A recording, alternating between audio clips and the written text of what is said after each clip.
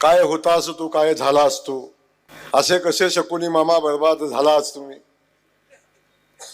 मला या ठिकाणी वेगळं बोलायचं, आज टीकेचा विषय नाही. या ठिकाणी येत असताना आपण सगळ्यांनी पाहिलं ही निवडणूक सातत्यानं आपली भूमिका होती की विकासाच्या मुद्द्यावर झाली पाहिजे. फलटणच्या विकासाच्या मुद्द्यावर मला वाटत नाही ही कधीच निवडणूक गेली. ही निवडणूक आल्यावर आपलं अस्तित्व जेव्हा विधानसभेच्या निवडणुकीच्या अगोदरपासून, जसं दादांच्या खासदारकीची निवडणूक झाली तेव्हापासून हे महाशय सातत्यानं अस्वस्थ होते. अख्खं कुटुंब अस्वस्थ होतं आणि त्यांना कुठं जायचं समजत नव्हतं, काय करायचं समजत नव्हतं. कुठं बसावं, कुठल्या पक्षात जावं, कुठल्या नेत्याकडे जावं, कोणाला मदत मागावी हे कधीच कळत नव्हतं. तेव्हा दादा मी सातत्याने सांगितलं हे कधीही लढवय्ये नव्हते, कधीच लढवय्ये नव्हते.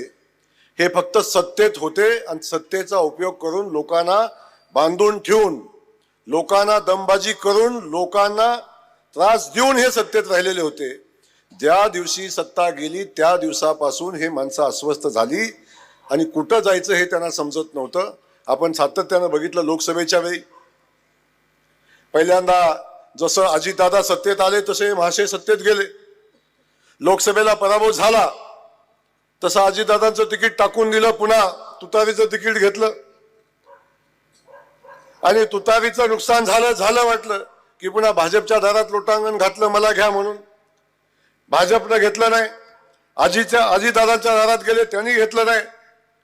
मग पुन्हा जशी ही निवडणूक लागली तसा हे आधार शोधायला लागले.